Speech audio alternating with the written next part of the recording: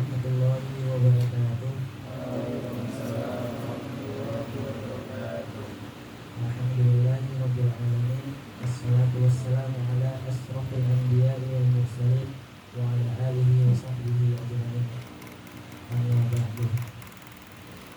Yang pertama, marilah kita hadirkan puja puji beserta syukur kita kepada Allah Subhanahu wa taala, yang mana kiranya kita telah diberikan kesempatan, kesehatan serta waktu sehingga kita bisa berkumpul pada malam hari ini.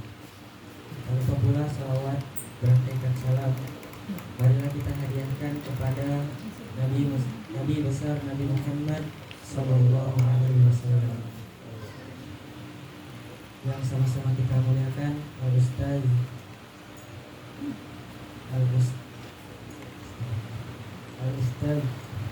Izhar Syafawi yang telah berhadir pada malam hari ini. Baiklah kawan-kawan sekalian, pada malam hari ini kita akan mengaji dan membahas kajian fikih jenazah, tata cara pengurusan jenazah yang akan dibawakan oleh Al-Ustaz Izhar Syafawi. Baiklah, tanpa memperpanjang waktu, kepada Al-Ustaz dipersilakan.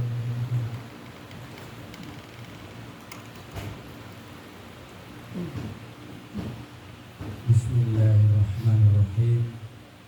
Assalamualaikum warahmatullahi wabarakatuh.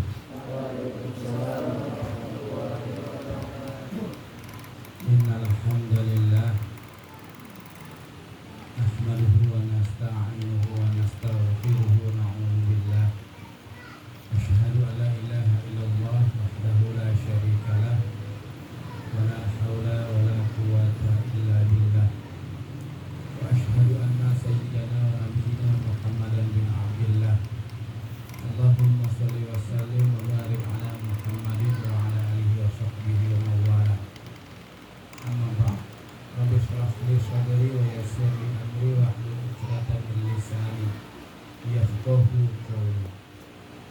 Wa qala Allah ta'ala fi kitabil karim, ya ayyuhalladzina amanu taqullaha wal tanzur nafsum ma qaddamat lighad wa taqullaha innallaha khabirun bima ta'malun.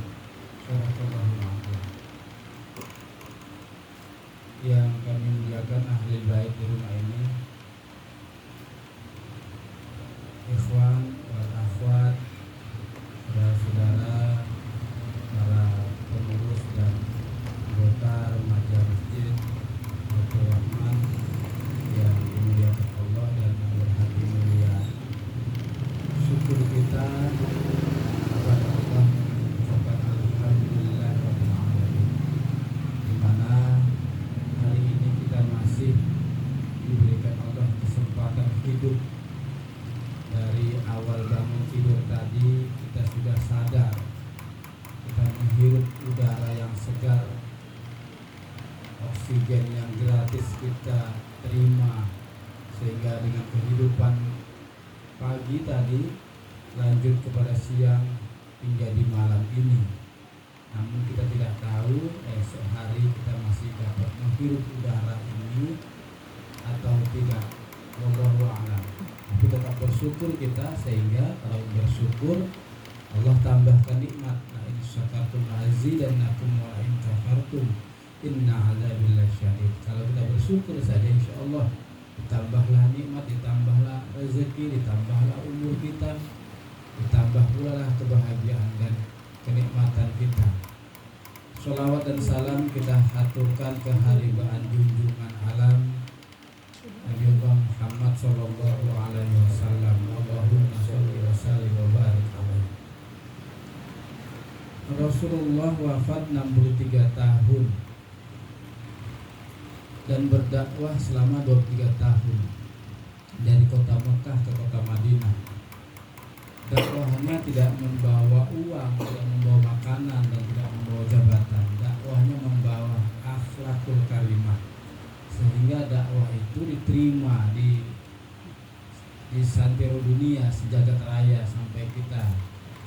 Sehingga kita sekarang menikmati indahnya bersama Islam karena perjuangannya. Mudah-mudahan kalian semua juga tergolong dan termasuk daripada umat Nabi yang ikut daripada dakwah bil hikmah, dakwah bil mau'izah, dakwah bil jidal. Mudah-mudahan kita mendapatkan syafaatnya di yaumil akhir, amin ya rabbal alamin. Ikhwah wal akhwati fillah, saudara-saudara remaja masjid yang dimuliakan Allah, sebagaimana tadi sudah disampaikan, mungkin juga sudah di-share bahwa malam ini kajian kita kajian yang khusus, kajian yang tidak sering diterima dan tidak semua orang mau dengar. Bahkan di masjid-masjid juga jarang dibuat ada khusus materi ini. Harusnya yang mengikuti ini bukan anak muda saja, orang tua juga. Mudah-mudahan orang tua kita, BKM juga masih mau untuk belajar terkait fikih jenazah. Mungkin tergambar, mungkin terngiang, mungkin terfikir oleh akal kita ketika ada kata-kata jenazah itu menyeramkan, orang mati. Padahal sebenarnya tidaklah menyeramkan. Kenapa? Karena kita juga bakal mengalaminya.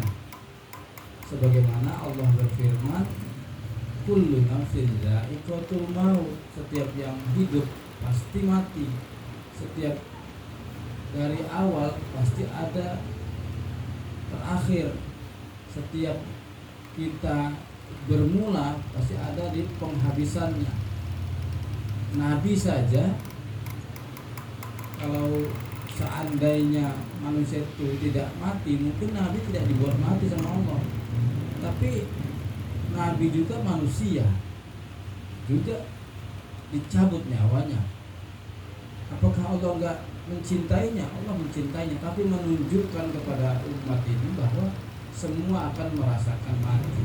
Di usia 63 tahun Rasulullah wafat. Nah, kita tidak tahu kapan dan di usia berapa pula kita wafat. Kalau kita sekarang di bawah 63, bahkan sangat belia, apakah kita tidak menjadi jenazah? Jadi juga, karena kematian itu tidak pilih kasih, dia datang kepada siapa saja. Dia bisa datang kepada yang tua, datang juga kepada yang muda. Dia datang kepada yang sakit, datang juga kepada yang sehat. Dia datang kepada yang miskin, datang juga kepada orang kaya. Dia datang kepada rakyat, datang juga kepada pejabat, semua dia datang. Dan dia, kematian ini yang ditugaskan kepada malaikat Israel, sang pencabut nyawa, itu menunggu instruksi dari Allah. Dan tidak ada yang tahu dan tidak ada yang bisa menghindar. Seperti kita ini yang hadir, kapan? Wallahu alam, bisa tahun depan, bisa bulan depan, bisa minggu depan, bisa esok hari, bisa malam ini. Karenanya jangan sampai kita melakukan dosa sedetik saja, karena khawatirnya di detik itu, di detik dosa tadi, di situ nyawa dicabut, berarti mati dalam keadaan su'ul khotimah. Nah, kita berharap kita terus melakukan kebaikan sehingga kita siap dicabut nyawa kita, karena kita akan meredakan nyawa dalam keadaan husnul khotimah. Maka dalam 24 jam itu terus kita berbuat kebaikan, jangan lakukan kesalahan. Nanti khawatir kita di kesalahan itu datang dia. Nah, jadi akhwat sekalian yang dirahmati Allah, kajian kita fikih. Kalau belajar fikih berarti hukum-hukum, dan kalau belajar fikih berarti saya yang menyampaikan kajian ini tidak boleh untuk menutupi ilmu. Tidak ada yang privasi di sini, semuanya harus disampaikan. Namun sebenarnya kajian fikih jenazah atau materi tentang tata cara pengurusan jenazah atau pelatihan fardu kifayah itu tidak cukup 1 malam, apalagi 1 jam. 1 Saya menjadi bilal jenazah dari tahun 99 dan saya menjadi trainer pelatihan fardu kifayah ini dari tahun 2007. Sekarang 2022. Kalau jadi bilal sudah segala macam jenazah saya tangani, mulai dari jenazah normal, jenazah tidak normal, bahkan jenazah new normal. Kalau jenazah normal itu berarti jenazahnya ya utuh badannya, lengkap, tidak kurang sedikit apapun. Yang kurang satu aja, nyawanya nggak ada. Itu normal. Kalau jenazah tidak normal ini yang langka dan juga saya sudah sering jumpai. Bagaimana jenazah tidak normal, Ustaz? Seperti kecelakaan, yang kepalanya pecah, yang ususnya terburai, yang kakinya, tangannya putus, yang terpotong, bahkan yang terbakar, bahkan yang tenggelam, bahkan yang di tahun 2004 ketika tsunami Aceh, saya pun diutus dari Sumatera Utara membantu relawan di sana, dapat 7 jenazah. Tapi saya tidak sanggup menyelesaikan seterusnya, cukup 2 hari 7 jenazah. Karena memang kondisinya sangat memprihatinkan, tidak normal betul, virus merajalela di sana. Saya sakit di sana, saya pulang balik ke Medan. Jadi itu memang pengalaman. Kemudian 2 tahun belakangan ini, 3 tahun belakangan ini juga ketika virus corona COVID-19 itu mencuat ke mancanegara dan Indonesia salah satunya, juga banyak bertumbangan kena virus, sehingga jenazah-jenazah yang kena virus corona itu juga alhamdulillah sudah saya tangani. Ketika di rumah sakit tidak ditandatangani oleh pihak rumah sakit, diserahkan sama keluarga, dibawa pulang. Kemudian orang menghindar semua jenazah, bahkan bilal jenazah sendiri pun menghindar, tak berani. Saya jadi bilal panggilan. Bismillah, saya tangani walaupun pakai APD lengkap. Ada sekitar 4 kali saya mandikan jenazah COVID. Insyaallah nggak apa-apa. Dan 3 hari saya ngisi pelatihan di rumah sakit Mitra Medika untuk dokter dan perawatnya semua. Saya ajarkan bagaimana ngurus jenazah COVID dan jenazah normal. Bahkan di rumah sakit Adamal juga saya menjadi pelatih karena memang saya trainernya. Makanya sebenarnya materi ini mahal sekali, rugi kalau tidak diikuti. Alhamdulillah dari mulai ceramah-ceramah di masjid orang tua, trainer pelatihan, dan setahun ini saya siaran terus di RRI tentang jenazah. Kadang subuh, kadang menjelang maghrib.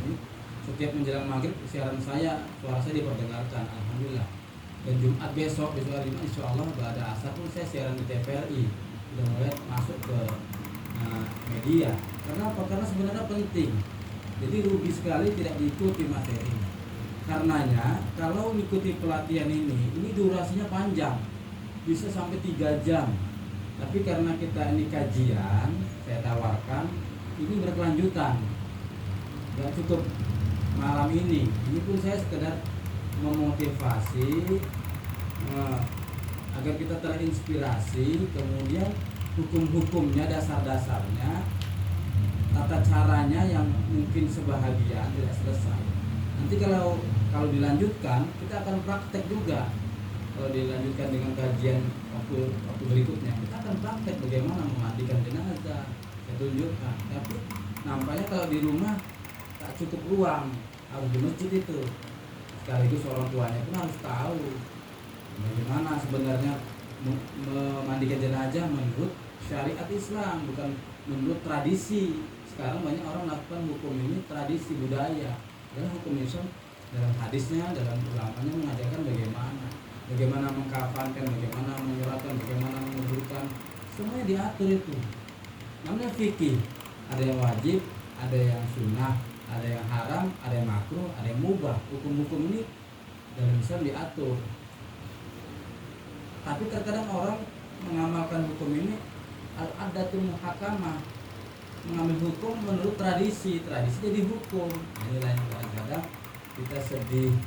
Islam akhirnya perdebatan enggak bisa selesai. Ikhwan akhwat sekalian dirahmati Allah Subhanahu wa taala. Kita lanjutkan ya. Saya menyampaikan dulu dari mulai dasar. Mudah-mudahan ini dapat dicerna, dipahami bahwa dimulai dari ketika detik-detik kematian itu dalam Islam diatur. Makanya pengalaman pernah terjadi, ya, karena sesungguhnya ini kalian belajar fardu kifayah, hukumnya ini fardu ain.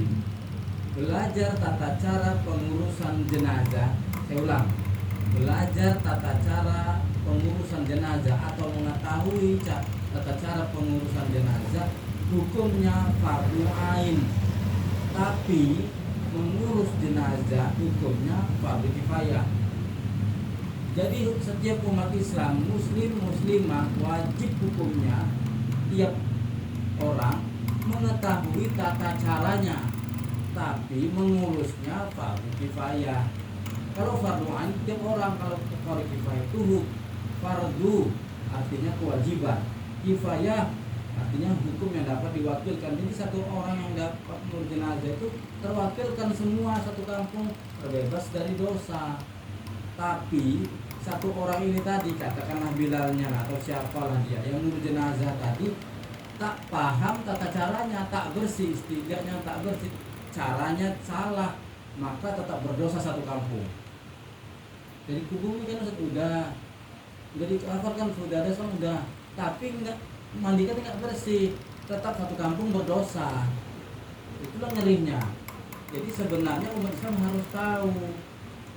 Makanya saya menyampaikan ini pelan-pelan saja, biar tidak terburu-buru, biar paham. Karena hukum ini saya sudah 3 tahun misi di podcast studio Al-Wasliyah Sumatera Utara, karena saya kenal Al-Wasliyah Sumatera Utara. Kajian saya hadis-hadis tentang jenazah. Nanti kalau buka Facebook AW Sumut Channel, mengikutin. Nanti setiap malam Selasa saya siaran di situ tentang jenazah saya jelaskan semuanya biar paham umat Islam. Memang bidang saya memang jenazah, tapi tidak menutup kemungkinan materi apapun saya sampaikan. Tadi saya baru pulang saya dari usul isi kajian ulumul syar'i anak mahasiswa tentang indahnya bersama Islam, mahasiswa di Masjid Muslim MIPA tadi. Jadi tapi fokusnya memang di sini. Jadi akhwat yang dirahmati Allah Subhanahu wa taala. Jadi dimulai dari ketika sakit detik-detik kematian itu siapa yang bertugas itu? Bukan Bilal bin Arqam. Ini malam-malam ke rumah atau assalamualaikum Pak Ustadz, waalaikumsalam, minta tolong Pak Ustadz, ada apa bang? Ini ayah kami, bapak kami ini Ustadz sudah 3 malam sakratul maut, Ustadz yang mati Ustadz, tolonglah ke rumah Ustadz, dibaca-baca biar cepat mati. Nah itulah kadang ada anak-anak gitu. Saya datang ke sana, oh ini beliau nih calon almarhum ini, saya bilang. Ya memang kan udah sakratul maut, atau udah mau gini, ternganga, baru udah kaku. Dia nunggu anak-anaknya mendoai, bukan nunggu usut mendoakan. Jadi kalian satu orang baca Quran, satu orang baca surah Yasin atau baca Al-Baqarah, atau ada juga yang mentalkinkan la ilaha illallah. Abang bisa baca Quran bang? Saya tanya, hanya 5. Apa dia baca Quran Pak Ustadz? Abang yang kedua bisa? Saya pun terbata-bata, dulu pernah katanya. Jadi siapa sih? Gak ada anak yang pernah baca Quran. Nah itu makanya dia nyangkut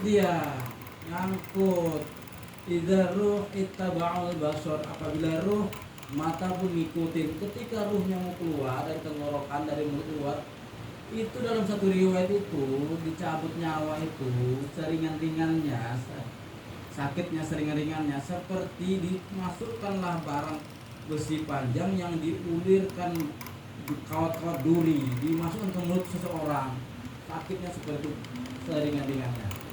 Tidak merasakan sakit. Jadi tugas keluarga bacakan surah Yasin atau bacakan Al-Quran, dan ada yang membimbingnya, mentalkinkannya. La ilaha illallah ditalkinkan, lihat dia ngikut, jangan ngucapin lain-lain. Pak bapak udah mati, pak nyebut, pak nyebut. Dia nggak bisa nyebut, akhirnya but ikuti apa yang dibilang, akhirnya kecabut nyawanya.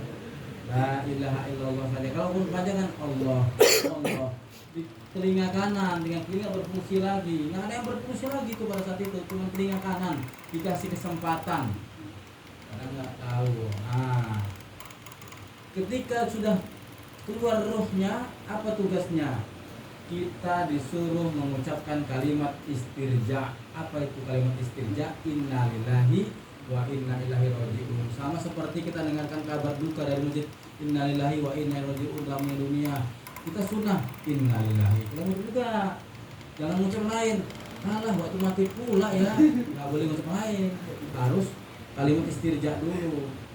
Nah, kemudian ketika meninggal dunia, bagaimana tugasnya? Karena begini ya, saya sampaikan di sini. Yang berhak mengurus jenazah dalam hukum fikih Islam, saya ulang, yang berhak mengurus jenazah dalam hukum fikih Islam ada dua. Siapakah yang berhak? Yang pertama, yang berhak adalah ahli musibah. Yang berhak mengurus jenazah itu adalah keluarga.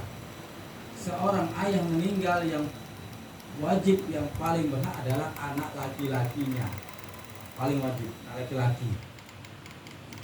Kalau tidak ada anak laki-lakinya, saudara laki-lakinya, ada abangnya, adik laki-lakinya, pamannya, omnya, kakeknya, atau ayahnya, ataupun istrinya pun boleh. Istri boleh mandikan jenazah suami, sebaliknya suami boleh mandikan jenazah istri. Tidak ada semua keluarganya ahli musibahnya, maka yang berhak yang kedua. Siapa itu? Petugas, atau di sini disebut bilal jenazah. Nah, jadi yang pertama keluarga dulu, bilal kedua. Ini kadang-kadang mohon maaf, bilal jenazah ini nggak ngaji, nggak paham ini. Datang ke rumah duka, awas geser. Ini tugas aku nih, coba aku nih, jangan potong. Nggak paham Pak Bilal. Saya kalau diminta ngurus jenazah, saya datang dulu ke rumah, saya tanya ini anaknya berapa? 3 Pak Ustaz. Laki perempuan, laki-laki semua. Sini laki-laki. Abang yang pertama, abang mandikan. Bisa Bang? Nggak berani Pak Ustaz.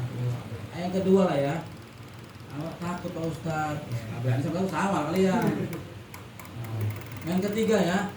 Awak jijik Pak Ustaz. Ya Allah. Kalau begitu siapa diantara kalian keluarga? Nggak ada. Kalau begitu udah nggak ada juga yang bisa diantara keluarga ungkapkan atau sampaikan penyerahan. Kami serahkan kepada Pak Bilal jenazah untuk jenazah orang tua kami. Penyerahan. Kita main potong-potong aja Bilal itu. Ini SK aku dari lurah ini. Bukan cerita SK. Yang hukum Islam yang berhak keluarga dulu. Jangan sampai dipotong amalan kita. Bahagialah orang tua itu ketika anaknya langsung sebagai doa itu. Memang nggak berdoa gini, tapi dengan perilaku anaknya memandikan itu doa. Selamat dia dari siksa kubur, anak memandikan. Nah, itulah makanya belajar ini. Sama seperti ketika ibu meninggal, siapa yang berhak? Anak perempuan. Ada anak perempuan, kakaknya almarhum atau adik almarhum atau bibi, siapa perempuan? Atau suaminya, tanya sama suaminya, abang, itu istri aku udah meninggal, abang lah yang mandikan ya. Nah, kemudian dulu waktu baru nikah, abang bilang setia sampai mati. Nah, itu kan dulu deh, kan udah mati deh. Ya, kurang ajar suaminya, gak setia dia. Nah, jadi kalau begitu mana? Bilal jenazah perempuan, serahkan sama dia. Nah, begitu adabnya, ada adabnya. Jadi kadang-kadang ketinggian ilmu nggak ada adab, jelek juga perilakunya. Al-adabul fawqal ilmi. Adab itu lebih tinggi daripada ilmu. Profesor pun dia, ustadz pun dia, kalau nggak ada akhlaknya jelek dipandang orang. Akhlak dulu, adabnya ada. Nah, Pak Bilal harus beradab, serahkan. Itu yang berhak mengurus jenazah, termasuk kalian semua punya orang tua. Nah, senang orang tua. Kemudian saya sampaikan di sini, memang mengurus jenazah ini taklah seperti ngurus, tidaklah sama seperti memandikan adik kita yang bayi, anak-anak. Kalau seperti kita seperti mencuci semangka, tidaklah pula seperti mencuci boneka. Enggak, beda memang. Bedanya gimana Ustaz? Bedanya bagaimana kita bisa mengurus jenazah, apa yang harus dimiliki. Ada 4 sifat yang harus kita miliki untuk mengurus jenazah. Nah, itu harus diketahui juga. Kalau mengurus jenazah harus punya 4 sifat. 9. Tadi saya mulai setengah 9. Nah, itu dia udah ya. Harus punya 4 sifat. Kalau kurang dari 4 sifat ini belum sah, belum boleh menerima SIM, surat izin memandikan. Apa 4 sifat yang harus dimiliki? Yang pertama adalah sifat asyaja'ah atau mental keberanian. Kenapa harus berani dulu Ustaz? Ya harus berani dulu, harus ada mental dulu. Ini kalau saya tanya kalian satu-satu, udah siap kalian mandiin jenazah? Kalian pasti bilang belum siap, masih mungkin takut, nggak berani. Seperti abang-abangnya tadi, seperti anaknya tadi. Nah, kenapa nggak ada kesiapan, nggak ada mental, nggak ada keberanian? Memang begitu, keberanian ini ukurannya bukan sarjana. Bukan, oh udah sarjana dia tuh belum. Oh, dia memang bukan sarjana tapi dia preman itu dia. Mereka takutnya berapa orang dibunuhnya tuh. Iya, ini lain, yang lain gemetar juga dia. Jadi bukan ukurannya sarjana atau ukurannya bukan berilmu, bukan juga ukurannya dia badannya tegap. Oh, badannya tegap nih, masih berani nih. Belum tentu orang yang tegap itu berani mandikan jenazah. Ustaz ini kurus sekali apa berani? Kamu tengok casingnya. Ini kan kaleng-kaleng. Nah, gitulah. Jadi bagaimana menumbuhkan keberanian Ustaz? Bagaimana mendatangkan keberanian itu? Datangnya keberanian mengurus jenazah ini pertama karena adanya iman dalam dirinya. Kalau udah orang beriman, ngapainlah takut? Karena kita bakal mati juga. Bahkan orang beriman tuh merindukan kematian. Kenapa orang takut mati? Karena dia merasa banyak dosa. Ini kalau saya tanya, udah siap mati? Pasti belum semua. Kenapa belum? Karena kita yakin diri kita ini masih banyak dosa, masih belum mampu mempertanggungjawabkan. Tapi kalau sudah amal kita, insya Allah kita udah gak ada takut lagi. Seperti orang di Palestina tuh berjihad di Palestina, berjihad di medan perang, hidup mulia atau mati syahid. Ya Allah buat takbir dia. Karena jelas mati syahid. Kalau di sini mati sakit, mati konyol kita. Makanya kita takut mati. Nah, jadi bagaimana mendatangkan keberanian? Harus kuat iman dulu. Kemudian bagaimana mendatangkan keberanian selain iman? Harus memiliki tanggung jawab. Kenapa? Ini ayahku sendiri, aku harus bertanggung jawab. Datanglah keberanian itu. Jangan sampai aib orang tua itu orang lain yang pegang, aku sampai pegang. Tanggung jawab. Ini ibuku, maka dia pun turun tangan. Nah, jadi datangnya keberanian itu karena iman dan karena tanggung jawab. Jadi dia bukan ukuran sarjana, bukan ukuran berilmu yang tinggi, bukan ukuran badan tegap, bukan. Itu yang pertama. Ya, yang harus dimiliki setiap orang yang berjenazah harus punya keberanian, asyaja'ah. Yang kedua yang harus dimiliki adalah ilmuhu atau pengetahuannya. Bagaimana tata cara memandikan, tata cara mengkafankan, tata cara menyolatkan, tata cara menguburkan harus ada ilmunya. Bukan kok gitu tadi mandikannya, kok gitu kok nyolatkannya. Dari mana kau tahu? Aku nih kok sinetron kayak gitu. Sinetron ditengok. Sinetron itu yang sutradaranya Rampun Jabi, orang India. Akhirnya dipoles lah dengan cara-cara India, makanya ada namanya itu tabur-tabur bunga. Itu kan tradisi karena nengok TV Rampung Jabi. Sebenarnya nggak begitu. Makanya kita kajiannya ilmu syar'i menurut agama Islam. Kita belajar ilmunya ada. Nanti kalau mandikan jenazah nggak pakai ilmu, wah macam mana lah. Udah gampang Ustaz, aku berani. Dia udah berani, bagus memang udah berani, tapi nggak ada ilmunya. Terakhir apa? Disemprot pakai dorsemer sama dia. Udah dorsemer aja, cepat. Mana soal dorsemer? Nggak ada ilmunya. Berani memang nyemprot, tapi nggak ilmu, kan nggak sah jadinya, nggak bersih. Udah, kalau nggak boleh dorsemer, udah gampang Ustaz. Dipegang kepalanya, dipegang kakinya, dicelupi ke ember gini. Udah siap kan? Ini kan teh celup. Sia, ada ilmunya. Nah, jadi pakai ilmu mandikannya itu. Nanti ada jenazah yang kecelakaan, lain lagi caranya, yang tenggelam, yang terbakar, macam-macam. Jadi jenazah yang aromanya bau, masya Allah, harus pakai ilmu. Ini saya kasih tahu di sini. Kalau jumpa jenazah yang baunya, saya pernah pengalaman gini. Telepon Ustaz, bisa mandikan jenazah? Bisa. Di mana itu? Di Belawan Ustaz, di Bagan. Ya, bukan daerah saya itu. Mana bilarnya? Oh Pak Ustaz, bilarnya seporin Pak Ustaz. Seporin bilarnya. Kenapa begitu? Katanya mayatnya bau, nggak mau dia. Jadi kemana dia? Cabutlah dia. Ya Allah, datanglah saya ke sana. Betul. Anak SMA lah itu terasa itu, SMA kelas 3 lah itu. Tenggelam di bawah apa tuh titi laut itu, kok bisa tenggelam?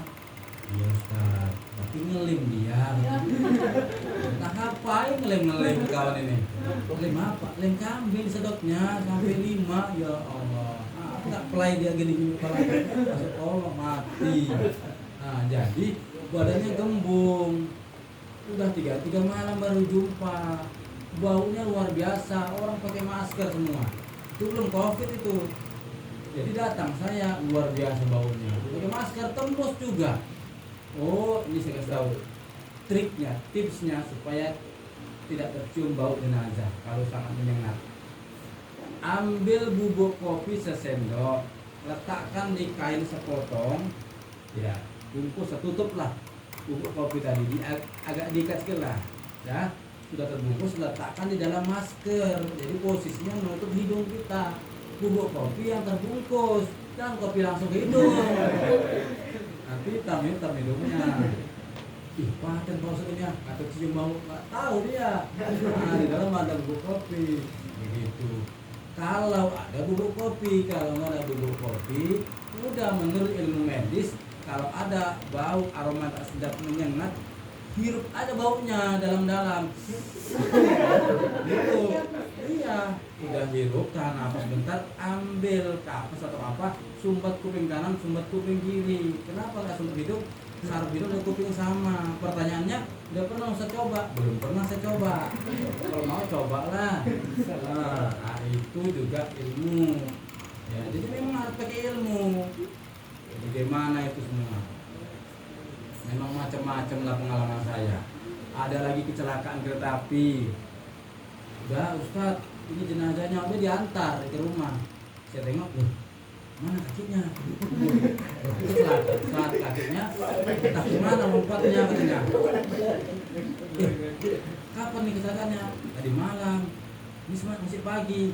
Ini masih dibolehkan dalam Islam, ikhtiar dulu, cari dulu kakinya. Dicari orang tua kakinya. Enggak jumpa sampai siang. Ini nggak boleh diperlambat. Asri'u bil janaiz, segerakan jenazah. Kalau begitu, ini kita mandikan tanpa kaki, kita kafankan tanpa kaki, kita sholatkan tanpa kaki, kita kuburkan tanpa kaki. Selesailah sudah saya kuburkan. 2 hari kemudian ke rumah orang tuh. Assalamualaikum Ustaz. Kenapa? Ini Ustaz kaki jumpa Ustaz. Bawa kaki ke rumah. Nah. Apa ini? Pak kemarin. Gak ngerti kan Ustaz, kemana kayak ini? Iya Allah. Kakinya dimandikan, karena nggak tahu, saya juga, kaki dimandikan, lalu dikafankan, dibungkus kafan, kemudian nggak disolatkan lagi, dikuburkan pun nggak harus dibongkar, dipasang lagi, nggak, dipasang lagi, dibongkar, nggak mesti dibongkar, di sebelahnya boleh, ditanamlah dia, nah, buat tanam dalam juga. Asal jangan digantung di rumah, yang kenangan, oh selamat tadi bapak. Nah, jadi agak sedikit yang sedikit supaya nggak tegang kali ya. Itu pengalaman hidup saya sebagai bila jenazah.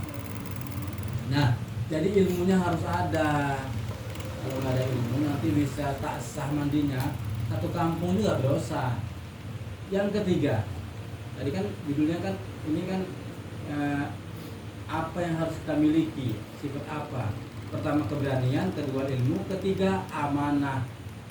Amanah artinya sebagai pengurus jenazah harus bisa jaga rahasia. Auratnya nggak boleh dibuka-buka.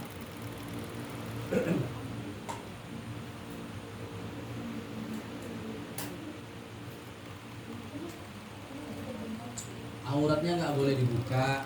Kemudian penyakitnya nggak boleh diceritakan. Atau memang ada kekurangan-kekurangan nggak boleh diribahkan, diceritai ke orang. Ada kadang-kadang kan gitu. Habis mandikan jenazah, cerita sama kawannya. Ada tuh habis mandikan mayat. Kenapa? Terus baru tahu lah mayatnya. Kenapanya? Gigitnya boneng. Astagfirullah. Bepanu semua badannya, jorok kali. Berdosa itu. Gak amanah berarti dia. Ngapain saya cerita aib orang?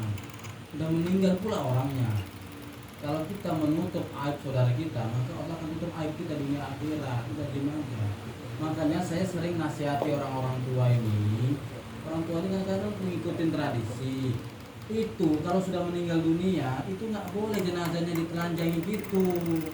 Kalau mau ditutup, kalau mau diganti bajunya, ganti pakai lagi yang bersih. Jangan dibuka baju telanjang, cuma tutup kain kafan atau tutup kain panjang itu aja nggak boleh. Kenapa? Karena dalam takziah itu ada adab-adabnya. Takziah masuk kita ke ruang ke area takziah, assalamualaikum, waalaikumsalam. Laki-laki sama laki-laki kan, sama perempuan kan. Itu sunnahnya nggak boleh duduk dulu, sunnahnya menghadap jenazah. Kadang-kadang ibu bapak kan nggak masuk, bapak di luar semua kan, karena ibu kumpul semua di rumah, nggak muat lagi. Nah, jadi sebenarnya masuk dulu lihat jenazah. Kita duduk di depan, sunnah melihat jenazah. Sunnah melihat jenazah, kalau matanya masih terbuka, sunnah tutupkan matanya dulu. Gimana cara nutup mata? Ini saya ajarkan. Pakai tangan kanan. Misalnya ini kepalanya. Kalau ini kepalanya berarti begini. Kalau ini kepalanya berarti begini. Bismillah, ada bacanya. Sorongkan ke bawah. Bismillahi wa ala millati Rasulillah. Pas jempol dengan telunjuk ini berhenti di sini. Allahumma sholli ala sayyidina Muhammad. Selawat aja 3 kali. Bismillahi wa ala millati Rasulillah. Allahumma sholli ala sayyidina Muhammad. Bismillahi wa ala millati Rasulillah. Allahumma sholli ala sayyidina Muhammad. Nah gitu. Insya Allah tertutuplah matanya. Kalaupun nggak rapat matanya tertutup nggak apa-apa. Yang penting dari ikhtiar kita, asal jangan matanya main-main mata. Kau ngapain kau ke sini? Mulutnya ternganga. Nah, sorongkan, baca sama. Kalau nggak bisa tertutup, ambil selendang, ikatkan dari leher. Nah, simpulkan di atas. Jadi kadang-kadang Ustaz, ini rumah dikit Ustaz. Rumah dikit kenapa? Karena mulutnya udah rapat, nggak kepala diikat. Biasa nih Ustaz, biar keren Pak Ustaz. Kan masalah keren. Nah, hidungnya kan dikasih kapas tuh kan. Itu bukan masalah kerennya, itu supaya aroma dari perutnya itu nggak keluar sehingga nggak datang binatang-binatang masuk ke lubang-lubang ini, ditutup dia. Lalu dikasihlah kapur baru sekelilingnya itu supaya nggak bau, ditempatkan yang tinggi jenazahnya. Jadi kita pun yang datang tadi yang disunahkan oleh jenazah tadi itu sudah menutup matanya atau merapikan badannya, sunnah mendoakannya. Bayangkan kalau ketika dibuka tadi terbuka auratnya, kan berdosa itu. Nah, makanya tutup auratnya. Kalau perempuan dipakai mukena lah gitu. Ya, doakan, sudah doakan Allah maghfir lahu warhamhu maafi wa'fu anhu, laki-laki kalau pernah udah.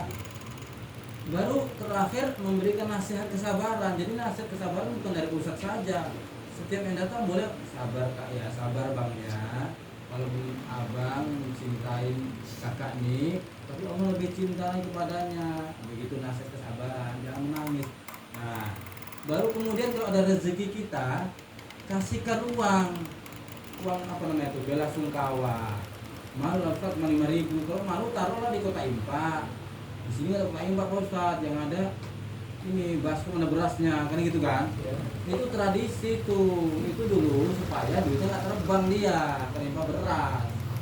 Kalau di Kota Impa, ini berasnya diambil, dimakan, kantongin, kan gitu kan? Kenapa? Nah, itu nggak ada tuntunan, nggak ada hadisnya itu. Nah, jadi begitu baru boleh duduk pun cerita yang baik-baik, nggak boleh cerita berapa skor MU Arsenal. Nah, ini musim Piala Dunia nih, berapa Inggris melawan apa kemarin itu. Nah, jadi dia cerita bola di situ, nggak boleh. Kalau nggak bisa bicara baik, bagus diem aja. Nah, karena ada hadisnya, man syahidal janazah, siapa yang menyaksikan jenazah maka dia mendapat pahala 1 kirot. Siapa yang menghantarkan jenazah sampai ke kuburan dia mendapat pahala 2 kirot. Apa itu 2 kirot? Kata ke sahabat, 2 bukit besar pahalanya di surga disediakan oleh Allah. Menyaksikan jenazah maksudnya sampai ikut nyolatkan. Bagaimana jenazah ini? Baik. Itu menyaksikan namanya. Kadang bagaimana jenazah ini baik? Oh enggak, jahat dia. Boleh, bilang aja baik. Maaf, dendam kali. Nah, terus mengantarkan jenazah, nah itu dapat pahala 2 kirot, itu maksudnya. Baik, kemudian tadi kan saya sampaikan ada 4 yang harus dimiliki sifat jenazah. Pertama keberanian, kedua ilmu, ketiga amanah itu. Yang keempat adalah kesabaran. Jadi harus sabar. Sabar di sini bukan berarti menunda-nunda. Sabar di sini artinya nggak boleh meratap, nggak boleh meraung-raung. Madu inang mati ku inang boru nih, jerit-jerit gitu. Itu semakin dijeriti, semakin diratapi, semakin histeris, bahkan sampai ada dipukul-pukul, itu tersiksa jenazahnya. Semakin ditangisi, makanya awas air mata. Nggak apa-apa air mata, tinggal lap aja. Yang nggak boleh kalau menangis mengeluarkan suara. Namanya orang sedih. Rasulullah ada namanya tahun duka cita, pamannya wafat, sahabatnya wafat, istrinya wafat, air mata menetes setiap hari. Ini orang sedih, tinggal lap saja. Dia nggak boleh mengeluarkan suara, menjerit. Nah itu dia haram. Jadi disuruh di sini kalau namanya anak mandikan jenazah ibunya atau ayahnya, pasti kan sedih, nangis juga, ngelap air mata aja, jangan mengeluarkan suara. Jadi jenazah harus sabar di sini, jangan meratap, dan sabar di sini maksudnya adalah jangan buru-buru. Bisa gini, buru-buru ini bukan berarti memperlambat ya, karena kata hadis Nabi, asri'u bil janais, segerakan mengurus jenazah. Kalau meninggal tadi malam, pagi udah bisa dimandikan, jangan tunggu besok. Karena manusia kalau ditunda matinya sampai 24 jam sudah tak diurus, dimandikan, itu udah berubah baunya itu. Jadi asri'u bil janais, segerakan dia. Tunggulah Pak Ustaz, jangan cepat kali. Ini anaknya masih ada di Amerika Pak Ustaz, bisa 3 hari lagi Pak Ustaz, katanya. Nggak bisa 3 hari lagi, masih ada Pak Ustaz, masih ada di Kalimantan. Tunggulah Pak Ustaz. Kita buat lagi orang itu, kasih pengawet, kasih formalin. Nggak boleh, Islam nggak ada gitu. Orang itu ialah kan pakai dasi, pijak, dikasih apa? Formalin, ya kan. Masih bisa, saya bisa lebih dulu sama bapaknya, saya minta ya. Ya lebih dia sama formalin itu. Kita nggak berat ngomalin, ya udah segerakan. Yang tunggu lama-lama, semakin ditunda semakin tersiksa. Itulah maksudnya 4 sifat yang harus dimiliki, baru boleh mengurus jenazah. Nah, kemudian saya pun sampaikan di sini ya, dengan waktu yang singkat ini. Apa saja sebenarnya perlengkapan mandikan itu? Yang si mandi ini. Jadi perlengkapan mandi itu sebagaimana rukun mandikan jenazah ada 2. Ada sebagian ulama mengatakan 1, tapi sebagian ulama 2. Syafi'i 2. Pertama berniat, kedua meratakan air. Jadi perlengkapan mandi jenazah ini, perlengkapannya yang pertama adalah air mutlak, air yang suci. Harus menyediakan air suci. Gimana? Boleh di tong, boleh di drum besar, boleh di ember, bahkan boleh di air yang mengalir seperti di selang gitu, boleh. Tapi jangan kayak bersemir tadi ya, lubangnya agak besar sedikit. Nah, air. Apalagi Pak Ustaz, tempat mandi. biasa kalau di sini kalau kita pernah lihat kan orang meninggal kan dimandikan ada tempat mandi buatan ya, kayak tirai kan. Nah, nggak pernah kita tanya kenapa dibuat kamar mandi baru, kan nggak ada kamar mandi dia. Kan nggak pernah tanya kan, begini. Kamar mandi jenazah itu pertama dia harus steril daripada tempat jamban buang air besar atau WC. Kalau ada WC nggak boleh mandi di situ karena ada zikir-zikirnya nanti. Nah, makanya di kamar mandi di luar, nggak campur dengan kamar mandi ada WC-nya. Ustadz, kamar mandi kami ada WC-nya. Oh boleh lah gitu. Tapi tengok, oh sempit. Makanya ya bisa yang sempit, yang lebar lah. Karena jenazah itu kan dimandikan berbaring dia, kan nggak berdiri dia. Kok berdiri mandi sendiri cuma tuh ya? Berdiri dia. Ada orang semua. Makanya cari yang lebar, karena di pangku. Itu tempat mandi, air tempat mandi. Lalu ini mau di pangku atau mandi sendiri ya, atau dibaringkan? Nggak bisa ya. Di pangku Pak Ustadz, berapa orang mangku Pak Ustadz? Saya nanya gitu, saya nanya Ustadz, berapa orang beli mangku? Menyesuaikan panjang jenazah. Kalau jenazahnya tinggi berarti bisa 5 orang, bisa 4 orang. Kalau sedang bisa 3 orang. Kalau pendek dia bisa 2 orang. Bahkan kalau bayi masih anak bisa 1 orang. Ustadz, kami anaknya 5 Pak Ustadz, mau mandikan semua, mau mangku semua. Nggak bisa. Kenapa nggak bisa Pak Ustadz? Ya bapak kalian pendek. Sebesar ucuk baba lah. Sebesar ucuk baba, mohon maaf ya kan. Kati dia. Jadi ya udah 1 orang bisa, 2 orang bisa. Jadi kalian yang mau mandikan. Jadi bukan sesuai harus anak semua mangku. Kalian mandikan begitu. Jadi cuma saat duduk lah yang mangku duduk. Nah, standby udah pakai sarung. Nanti tangan kanan di atas, tangan kiri di bawah ya. Diajarkan itu. Perlengkapannya apa lagi di dalam itu? Tidak air tempat mandi. Kemudian air wangi-wangian. Ini sunnah muakkad. Apa yang dimaksud daripada air wangi-wangian Ustaz? Yang dimaksud daripada air wangi-wangian adalah seperti masa Nabi ada namanya air kapur barus. Jadi kapur barus dicampur dengan air hangat, ditaruh di ember kecil, di mangkok, kapur barus. Baru kemudian air, kalau masa Nabi namanya daun bidara. Kalau ada daun bidara sekarang silakan, kalau tidak ada boleh diganti dengan jeruk purut atau dengan bubuk kayu cendana atau dengan sabun merek apa saja pun boleh. Mungkin nanti dicampur dengan air jadi berbusa. Itu air tambahan, air wangi-wangian. Tidak wajib, tapi sunnah muakkad. Yang rukun, yang wajib adalah air mutlak tadi. Nanti disediakanlah pembersih mata, pembersih hidung, pembersih telinga, namanya katembatnya. Nah, sudah disiapkan situ, disiapkanlah handuknya untuk pengeringnya. Disiapkanlah di situ kain gantinya, kain panjangnya. Untuk jenazah semua. Untuk kita yang mandikan pun ada juga persiapannya. Apa itu? Pakailah masker kita, pakailah sarung tangan karet.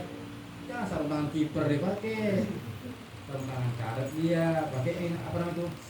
Celemek namanya ya. Kalau memasak celemek. Di bahasa orang Jawa itu. Kalau itu apa namanya? Panjang dia plastiknya itu. Penahan supaya kecipratan dia. Udah. Yang angkat jenazah lain, yang nunggu mangku lain lagi. Nah, jadi dikasih terima.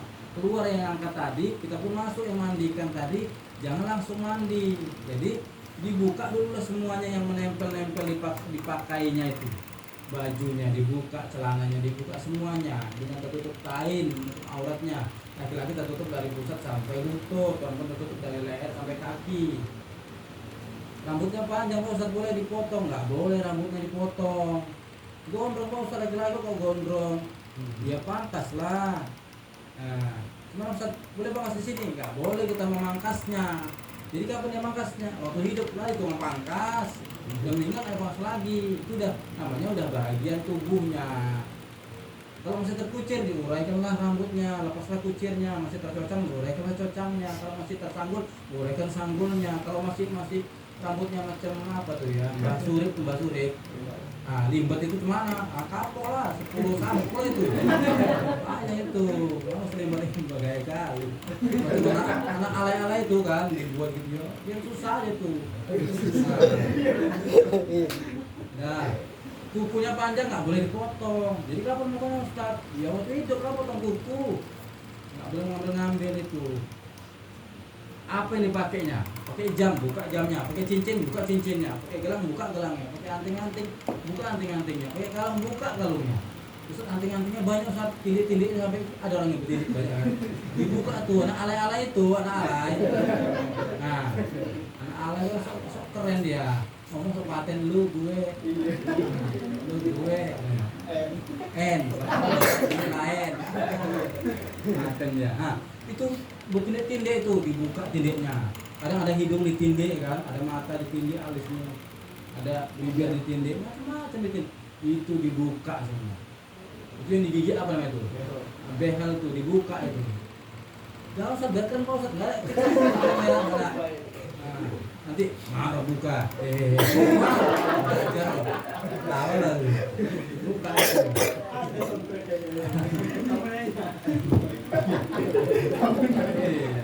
Pokoknya buka semua. Dia dari rumah sakit ada bekas infus dibersihkan infusnya. Tadi dia dari sekolah dia ada bus tipu, bersihkan bus tipunya. Tadi dia ngecat rumah dia Ustaz, ngecat rumah jatuh ketimpa tangga kesiram cat masuk parit mati. Mana itu umpama nih kan, bersihkan catan dulu semua. Memang payah. Apalagi lah kira-kira nempel di kulit apa lagi? Tato ya. Kalau tato itu tengok juga tatonya, ada tato mainan yang ditempel. Pakai logam itu mah, kuku gambarnya. Nah itu bersihkan. Kalau tato mainan buatnya pakai jarum udah masuk ke pori-pori, udah sah itu. Tato gambar naga nih. Kita kalau pakai parang yuk, nggak boleh, biar aja. Nah itu urusan dia. Cuman buat tato itu haram hukumnya, itu urusan dia itu nanti di akhirat, urusan kita. Sama seperti gigi palsu. Tengok giginya juga, ada yang permanen, ada yang nggak permanen. Kalau nggak permanen bisa dibuka-buka. Kalau udah nempel di gusi jangan dipaksa. Ustaz, gigi mana gigi mas Bro? Gigi mas ini di mager nih Ustaz. Lumayan nih kalau diambil ini bisa beli HP katanya. Diambil pakai tang, pakai pahat ditok-tok nggak boleh, menzolimi udah permanen dia. Nah begitulah. Jadi pokoknya udah terbuka semua baru mulai mandi. Nah, 1 jam dah.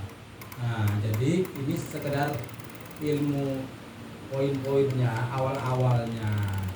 Nanti kalau mau buat kajian tentang ini kita lanjutkan, kita praktek lah mandikan. Nah, bagusnya di masjid biar tahu semua. Nanti kalaupun praktek mengkafankan, saya bawa kain kafannya. Nanti kita panggil satu orang di antara kalian lah, siapa jadi modelnya, jadi model mayat. Gitu. Nah, ini sekedar motivasi ilmu-ilmu dasar agar kalian paham. Masih banyak lagi, panjang lagi, mulai bagaimana tata cara mandi, bagaimana tata cara kafan, bagaimana menyusunkan kafan, bagaimana menyolatkan, bagaimana menguburkan, dan seterusnya. Mudah-mudahan ini pun dapatlah menambah ilmu. Kalaupun masih ada waktu mau didiskusikan, mau ditanyakan, ada waktu, saya kembalikan ke ketua. Terima kasih atas segala perhatian, mohon maaf atas segala kekurangan. Nasrul minallah wa fathun qarib wa basyiril mu'minin. Assalamualaikum warahmatullahi wabarakatuh.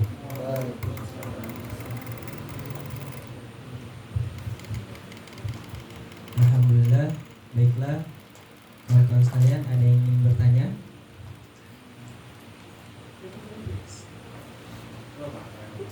Seputar materi yang dijelaskan tadi atau yang lain juga boleh ya Ustaz. Masalah yang lain juga boleh.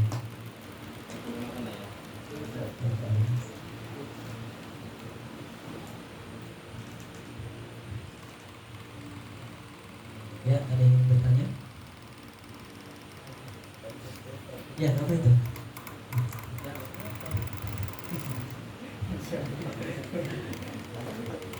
Baiklah, jika tidak ada yang bertanya, Ini Ustaz, Ya. mau bertanya soal kan pada saat di kuburan Ustaz itu kan mungkin sebelum jenazah ditutup oleh papan kemudian ditutup oleh tanah, kan ada sebagian orang atau anak saudara itu mengazani, Ustaz, itu hukumnya itu memang ada di hadis atau memang ada di sejenis Ustaz? Baik, begini. Dalam satu hadis dalam kitab fikih hadis Bulughul Maram min adillatil ahkam menjelaskan.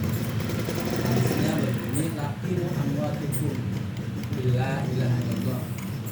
Jadi kata Rasul, ajarilah jenazah itu dengan la ilaha illallah. Ada sebagian ulama menafsirkan hadis ini mengatakan talqin itu ketika detik-detik kematian ditalkinkan la ilaha illallah. Ada sebagian ulama mengatakan talqin di sini adalah ketika sudah dikubur, sudah ditanam, kemudian kita tidak boleh langsung pulang, kita mentalkinkan, mendoakan. Jadi makna doa itu adalah makna talqin.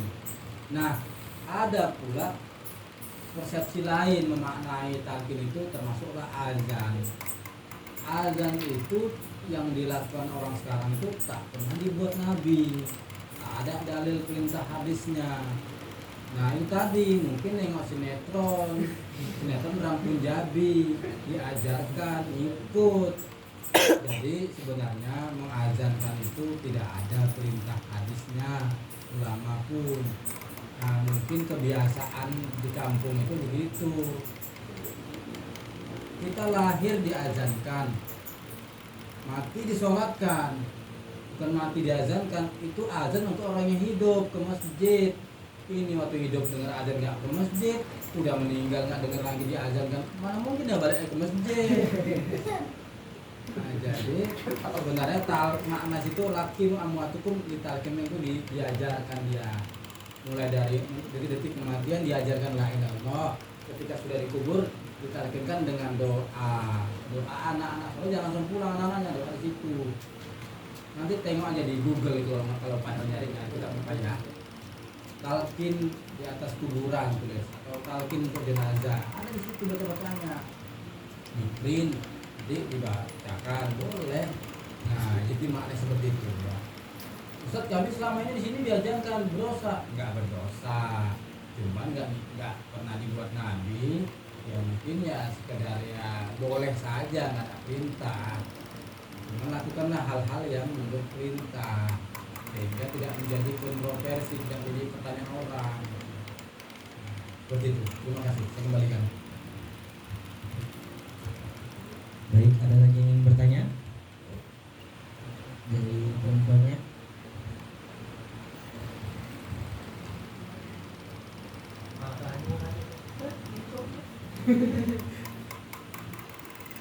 Izin bertanya lagi Ustaz, kalau yang mengantar jenazah ke pemakaman itu harus laki-laki atau boleh laki-laki perempuan?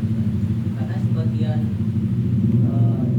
atau apa yang saya dengar dari internet, kalau ayah meninggal, anak perempuan dan ibu itu tidak diwajibkan ikut karena takutnya pas di kuburan itu kan lagi suasana duka, jadi mungkin posisi jilbab atau apa dia kurang rapi, jadi rambut kelihatan, dan rambut termasuk aurat wanita, jadi mungkin siksaan nanti doa aja karena kan anak perempuan dan ibu itu tanggung jawab ayah.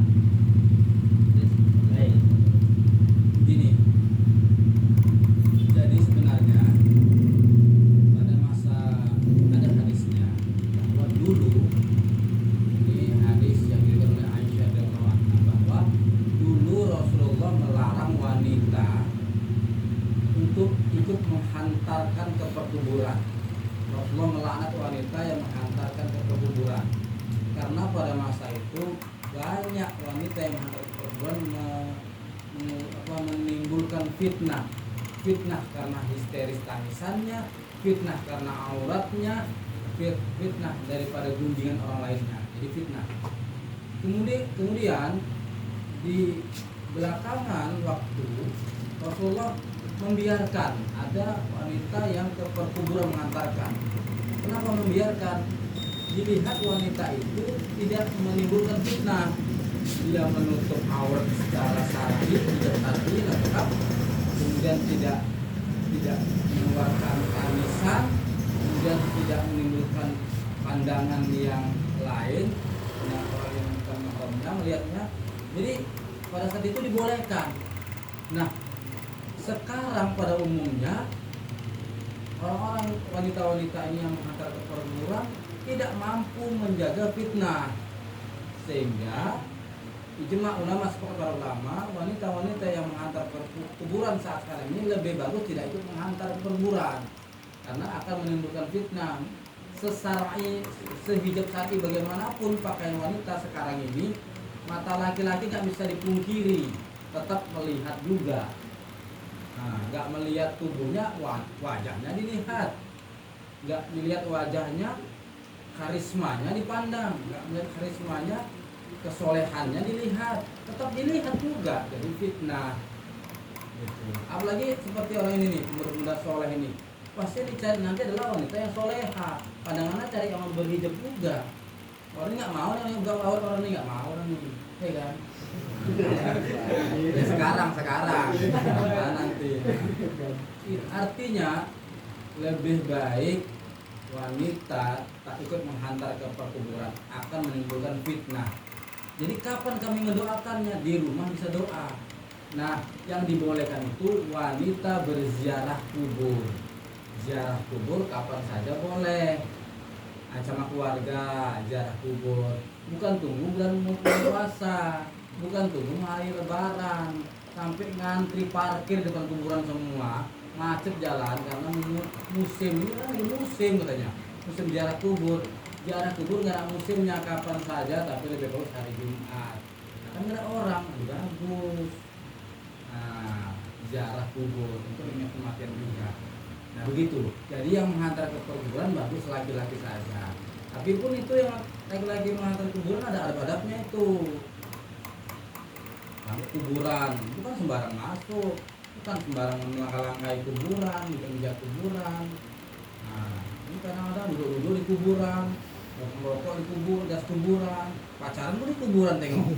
Pocongnya keluar, ngapain kalian? Pocongnya keluar, pocongnya itu, lari orang itu. Masya Allah. Seperti itulah kurang lebih. Terima kasih.